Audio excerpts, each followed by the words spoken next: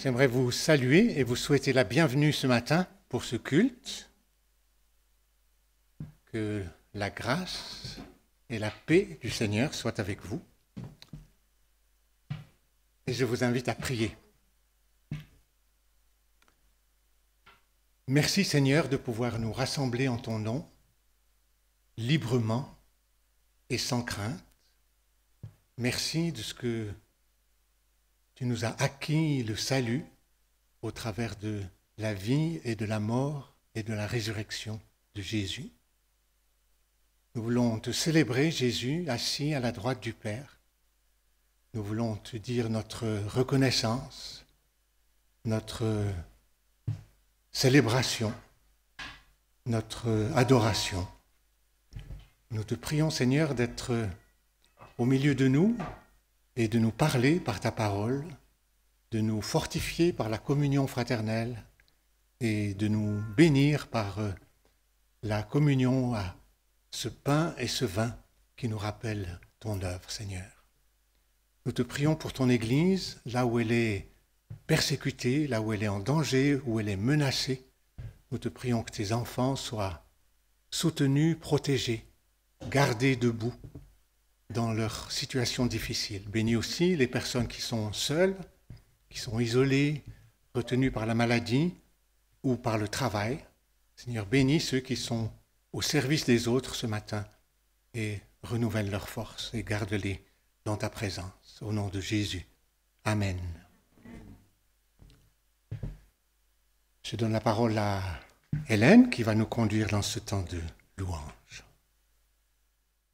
Nous avons le plaisir d'accueillir ce matin le pasteur André Künzler. J'aime bien le disciple André dans l'Évangile. Il est discret, mais il a amené son frère à Jésus. Et je pense que c'est ce que notre frère va faire ici aussi, c'est nous faire nous approcher de Jésus ce matin. Je vais prier. Seigneur, nous te bénissons d'avoir pu rassembler ces offrandes. Nous te prions, Seigneur, que tu les bénisses et que tu conduises ceux qui gèrent ces biens pour qu'ils servent à ta gloire et à l'avancement de ton règne. Et Seigneur, nous voulons nous placer devant toi maintenant à l'écoute de ta parole.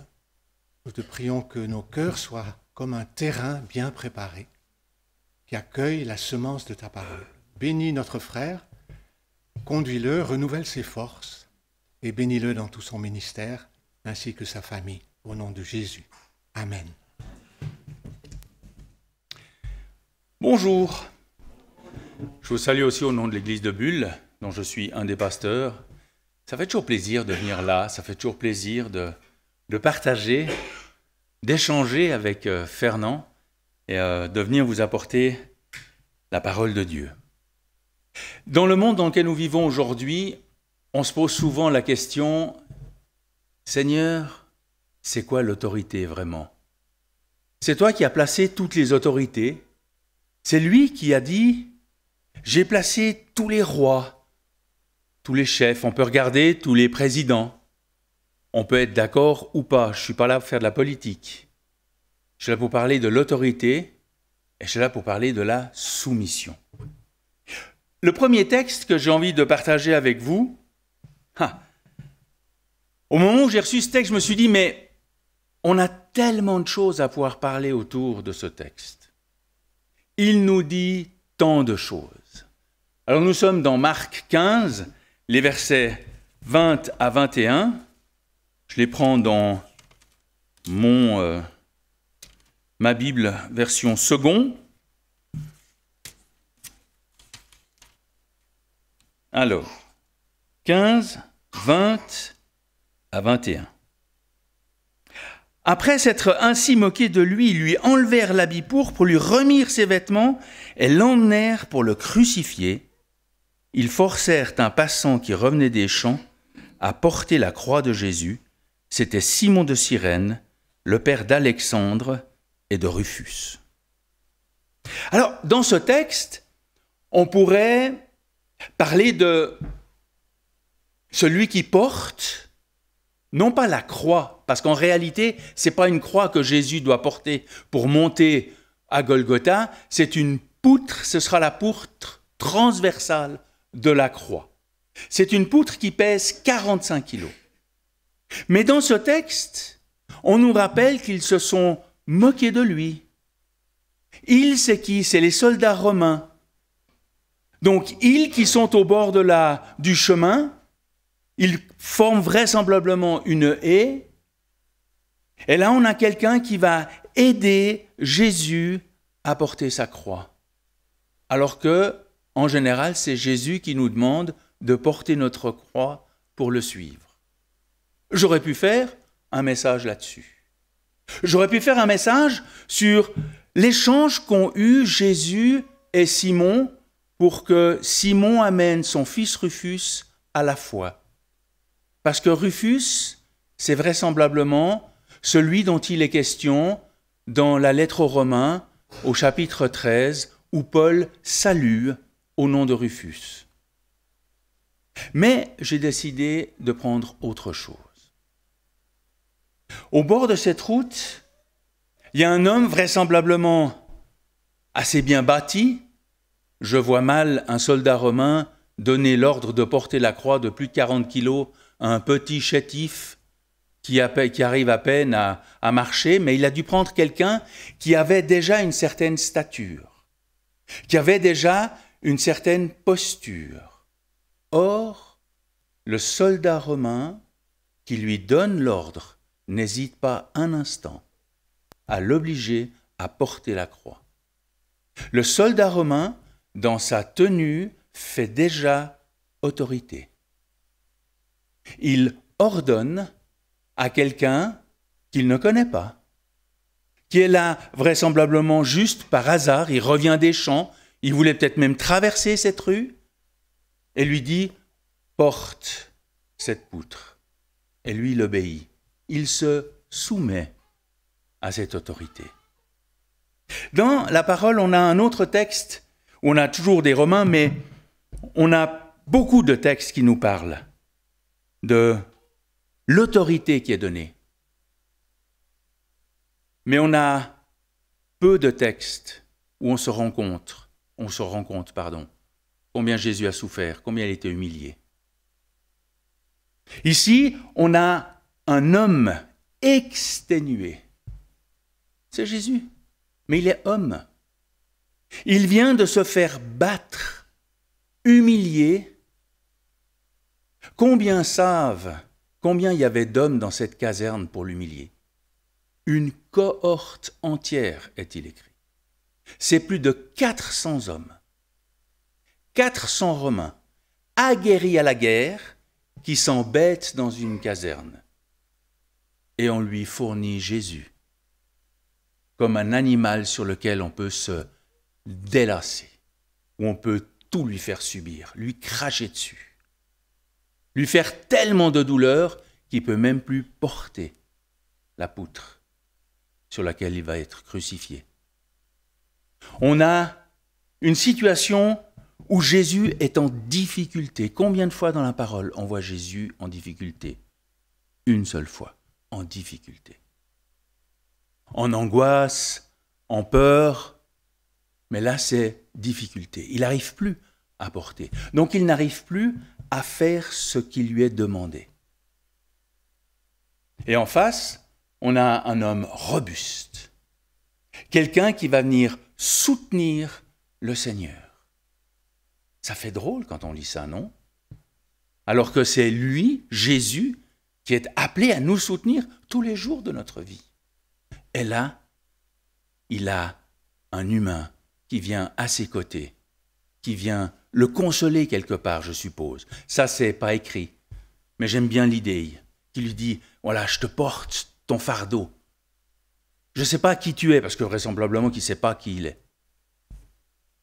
Et l'ordre donné par le soldat romain, c'est exécuter immédiatement. Donc il remplit sa mission. Soldat romain. J'ai dit, on a plusieurs textes, on a un autre texte qui là est encore plus explicite sur l'autorité et la soumission. Nous avons un centurion, donc c'est un officier romain qui commande plus de 100 hommes dans l'idée. Et là on a son serviteur qui est malade, et il demande à Jésus la guérison. Et Jésus lui propose de venir chez lui.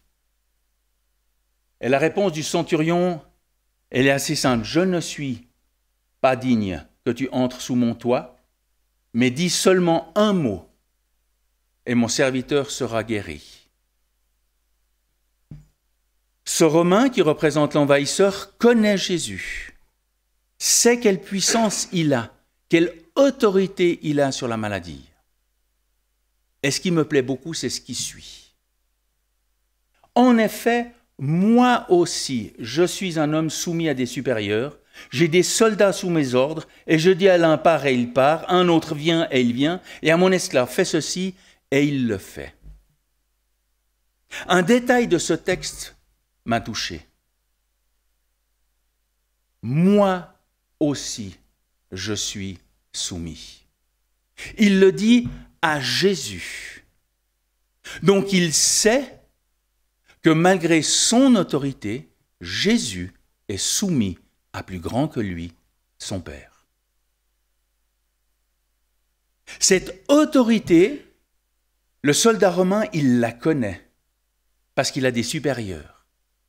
Et il sait que Dieu a toute autorité. Et que Jésus est sous cette autorité. Et qu'il se soumet à l'autorité de Dieu. Comme le soldat romain a des hommes qui se soumettent à son autorité. Parlons de l'autorité. Je mets assez ostensiblement comme ça sur la caméra, on voit que j'ai changé le... Toute autorité, tout pouvoir est donné à Dieu. C'est une vérité, c'est la vérité. Et si ça, on ne peut pas le comprendre, on a de la peine à comprendre la parole. Dieu est souverain. Et sa parole fait autorité. Quand je dis « il est écrit », c'est la vérité, parce que toute la parole a été inspirée par Dieu. Oui, elle a été écrite par des hommes, avec une sensibilité de certains, avec une connaissance pour d'autres qui n'est pas la même. J'ose pas imaginer comment aurait écrit un Jean si Dieu lui avait dit « en 2025, on aura des smartphones sur lesquels lire la Bible et on aura des avions qui volent dans le ciel ». Comment Jean aurait-il pu interpréter ce que Dieu lui dit? Quand on y pense, c'est cette parole qui nous suit depuis 2000 ans, j'aurais dire qui nous précède pour être plus juste. Depuis 2000 ans, il n'y a pas d'upgrade, d'update comme on a sur nos ordinateurs. Elle est la même. Elle ne change pas comme Dieu ne change pas. Je disais, Dieu a toute autorité, il est souverain.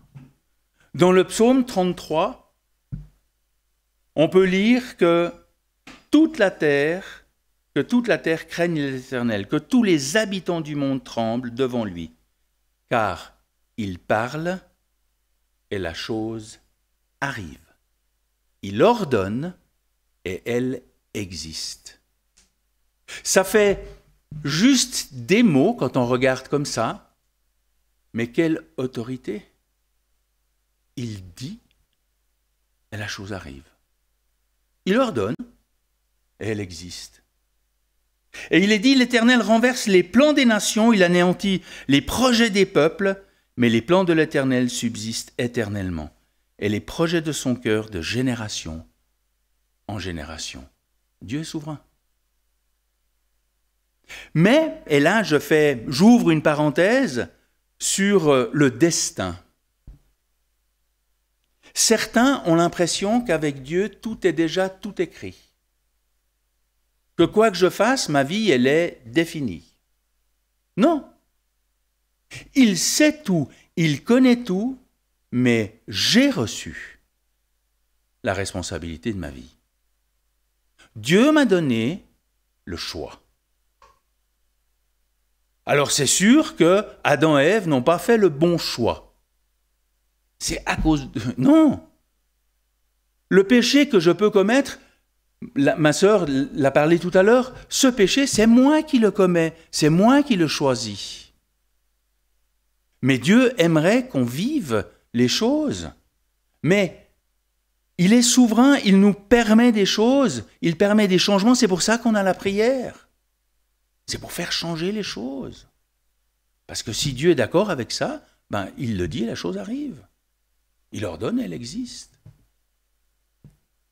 Jésus, homme. Et là, je précise vraiment dans sa nature d'homme. Il est toujours Dieu, il n'a pas changé, mais quand il est venu sur terre, je rappelle que c'était d'abord un bébé, ensuite un adolescent, et ensuite un homme fait. Et en tant qu'homme, il avait une autorité déléguée. Il allait toujours chercher l'information vers son Père. Et le texte, on le rappelle, c'est Matthieu 7, 28, 29. Quand Jésus eut fini de prononcer ces paroles, les foules restèrent frappées par son enseignement, car il enseignait avec autorité et non comme leur spécialiste de la loi. Il parlait avec autorité. Il a reçu cette autorité déléguée par son Père. Jésus ressuscité. Là, il est pleinement Dieu. L'autorité, il l'a entièrement. Il est écrit dans Matthieu 28, 18, 20, « Jésus s'approcha et leur dit, « Tout pouvoir m'a été donné dans le ciel et sur la terre. » Et après, quand il affirme ça, il fait cette injonction aux apôtres, allez, faites de toutes les nations des disciples, baptisez-les au nom du Père, du Fils et du Saint-Esprit, et enseignez-leur à mettre en pratique tout ce que je vous ai prescrit, et moi je suis avec vous tous les jours jusqu'à la fin du monde. J'ai tout pouvoir et je suis avec vous jusqu'à la fin du monde. Jésus nous accompagne avec toute sa puissance. Et du coup, dans l'autorité, on a les apôtres. Et les apôtres, c'est comme nos ministères. C'est comme vous et moi. On a une autorité déléguée. Il est écrit dans 2 Corinthiens 13, 10, « Voilà pourquoi j'écris cela étant absent, afin que, une fois présent, je n'ai pas à faire preuve de sévérité, conformément à l'autorité que le Seigneur m'a donnée pour construire et non pour démolir. »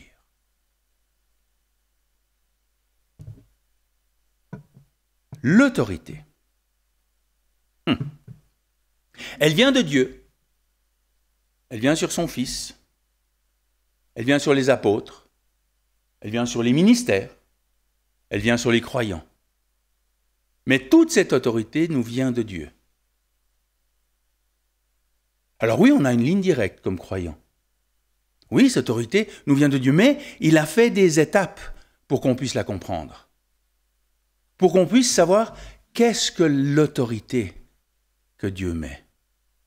Et la première chose de l'autorité, c'est l'amour. La puissance de Dieu, elle est d'abord dans l'amour. Il a tant aimé le monde qu'il a donné son Fils unique, afin que quiconque croie à la vie éternelle. Dieu respecte. Et nous, dans l'autorité, je dis nous, quel que soit le poste que nous ayons, quel que soit le ministère que nous pratiquons, c'est respecter. Respecter la liberté de l'autre, la pensée de l'autre. L'amener à Jésus, non pas à coups de Bible sur la tête, mais à coups d'amour. Être unis, ensemble, pour être une aide pour l'autre, ça c'est l'autorité. Une fois qu'on sait ce que c'est l'autorité, je vais vous parler de la soumission. Donc j'ai envie de dire, messieurs les maris, écoutez bien, parce qu'on a trop longtemps fait écouter les femmes dans le mot soumission. Je crois. Je suis même convaincu quand je dis je crois, c'est pas je pense. Que la soumission, c'est se placer sous l'autorité de. C'est un geste volontaire. Sinon, ce n'est pas de la soumission et on en reparlera. Et pour moi, c'est important.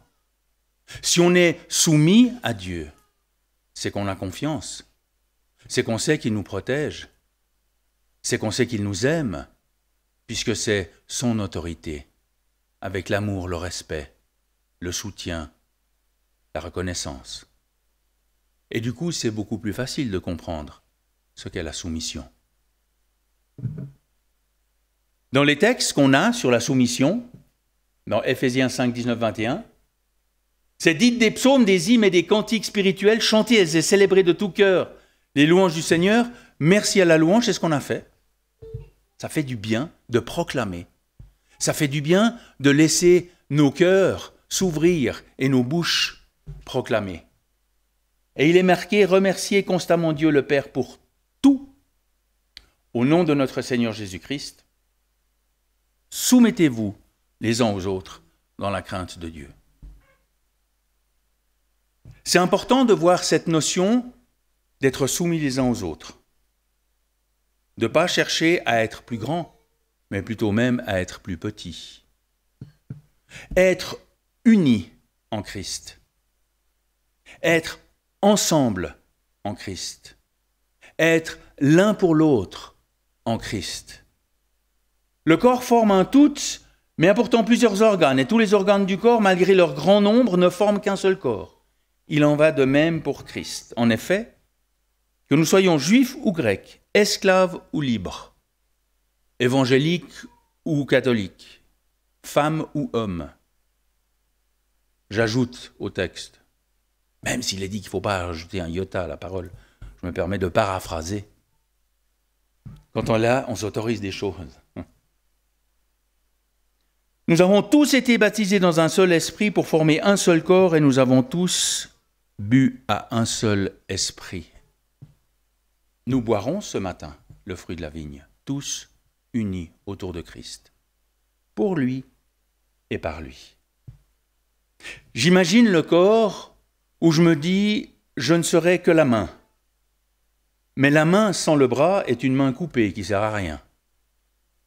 Un bras sans la main, c'est un mognon, ce n'est pas toujours pratique. Donc on est tous dépendants, soumis les uns aux autres pour pouvoir travailler librement, correctement, pleinement dans nos appels. La soumission. Nous sommes soumis à nos ministères, c'est important. Là, j'ouvre une parenthèse. Il y a une hiérarchie dans l'Église. Si on regarde Paul et Barnabas, ils ont été vers les piliers de l'Église à Rome, pour la main d'association. Trop souvent, on nous dit « Ah, mais l'Église, ça fonctionne en votation. » Je ne sais pas comment fonctionner, ça m'est égal. Je ne suis pas en train de changer la doctrine de votre Église. Ce que je suis en train de dire, c'est que c'est important de voir que quand Jésus reviendra et qu'il vient vers moi, c'est vers moi en tant que pasteur qu'il va venir. Il va me dire, qu'est-ce que tu as fait? Comment as-tu fait avec ton autorité? Comment as-tu fait avec ta soumission? Et c'est pour chacun de nous. On a des responsabilités. Mais dans la soumission, et si on regarde Jésus comme l'exemple absolu, elle est volontaire. Je me soumets au Père. C'est pas je suis soumis dans l'idée de cette forme de dévalorisation ou de servitude. C'est la vision de je fais le choix d'être soumis. Parce que c'est relationnel. C'est parce qu'on est ensemble et on a l'humilité de dire que celui auquel je me soumets, c'est parce qu'il a l'autorité. Le mari, il a une responsabilité dans le couple. Oui, il est écrit, femmes, soyez soumises à vos maris. C'est vrai, il est écrit. Mais c'est aussi écrit, Marie, aimez vos femmes comme Christ aimait l'Église. Et c'est donné pour elle. Et c'est là où la soumission et l'autorité sont importants. Si je suis un chef, j'ai forcément une forme d'autorité. Donc il y a toujours une forme d'autorité. Qu'on soit d'accord ou pas, il y a des gens qui seront au-dessus de nous. Personne ne vit sans quelqu'un de plus d'autorité sur lui, de responsable, au-dessus, hiérarchiquement, pas au niveau de la valeur. La hiérarchie, ce n'est pas une valeur. Donc il y aura toujours une forme de soumission. Et la soumission, c'est l'humilité de dire oui, j'accepte, je décide. La question se pose, c'est qui est l'autorité? Qui est la personne d'autorité à laquelle je vais me soumettre? Comment je vais me soumettre? Pourquoi je vais me soumettre? Parce que dans notre vie, on est souvent à se rebeller, vous savez, à murmurer parfois. Alors des mauvais chefs, on en a toujours eu. De toute façon, ils sont toujours plus mauvais que nous, ça c'est normal. Mais dans la vie, surtout dans la vie d'église, qui est l'autorité? Comment est-ce que cette autorité, elle est incarnée dans mon église? Comment est-ce que je me soumets à cette autorité? Volontairement ou par obligation? Parce que je reconnais l'autorité ou parce que c'est écrit puis que je dois? Moi, j'étais pendant 20 ans, j'étais pompier, comme officier. Pas 20 ans d'officier, j'ai gravi les échelons. Mais quand il y avait un incendie et que j'étais l'officier de service, le responsable de l'intervention, c'est vers moi qu'on venait se plaindre. C'est vers moi qu'on venait dire que j'avais fait faux, pas vers les hommes. Eux, ils faisaient ce que j'avais ordonné. J'espère avoir fait juste beaucoup. Mais ça, c'est une autorité qui est donnée par un grade. On se soumet parce que c'est le grade, l'uniforme. Dans l'Église, on n'a pas d'uniforme. Mais on a des missions. Moi, j'aime à dire que dans l'Église de Bulle, on a des responsables par secteur. Et quand un responsable de secteur commence un travail, fait quelque chose, je ne vais pas m'immiscer et lui dire maintenant c'est moi le pasteur, que je suis le chef de nous. Pas du tout. C'est lui le responsable de son secteur. Et du coup, je me soumets à ce qu'il décide. Parce qu'on l'a décidé ensemble dans l'équipe pastorale et parce que lui, il exécute les choses avec qualité. C'est pour ça qu'il est responsable. C'est important de voir qui est l'autorité. N'importe où.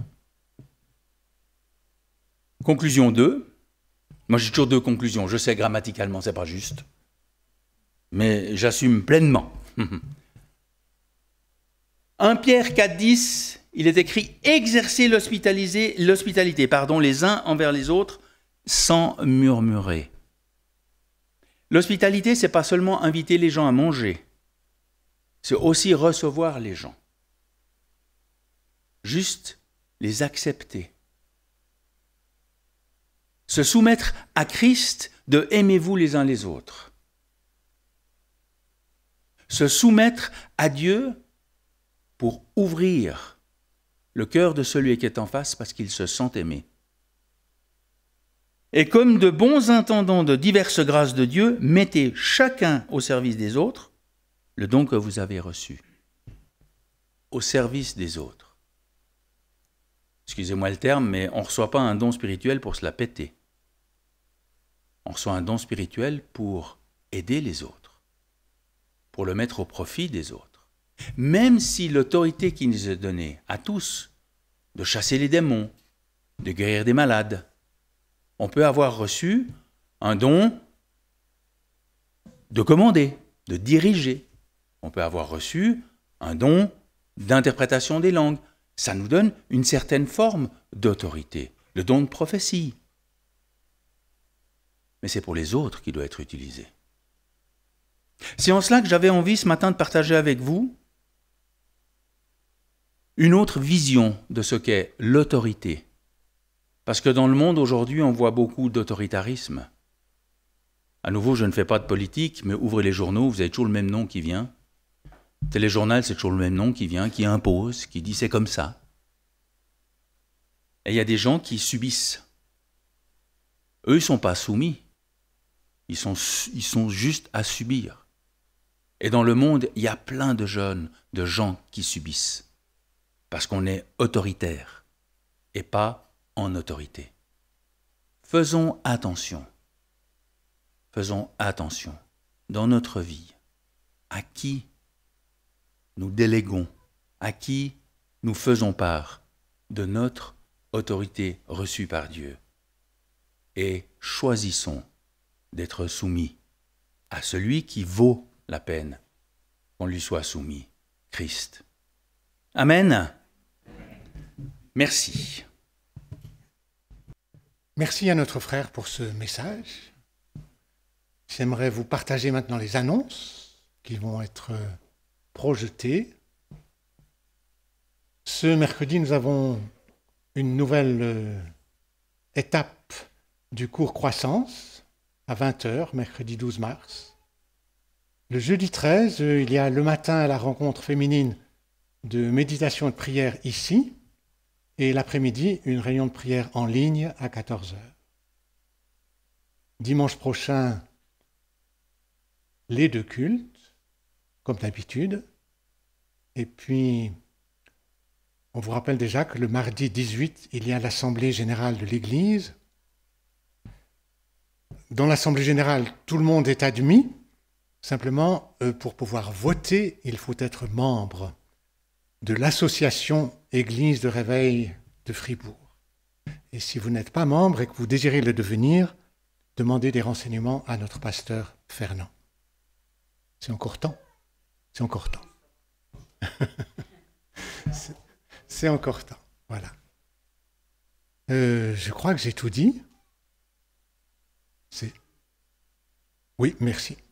Il y a toujours, à la fin du culte, 2 personnes qui sont disponibles près du paravent pour prier avec les personnes qui auraient besoin de partager un fardeau, qu'on prie avec elles ou qu'on prie pour elles. Voilà. Notre Père, nous te rendons grâce pour ta fidélité, nous te rendons grâce pour ta présence dans nos vies et nous te prions de nous accompagner, que ta grâce et ta paix demeurent avec nous, jour après jour, sur nous et sur nos familles. Nous te prions, Seigneur, merci, et que ton nom soit béni. Amen. Un bon dimanche à chacun de vous.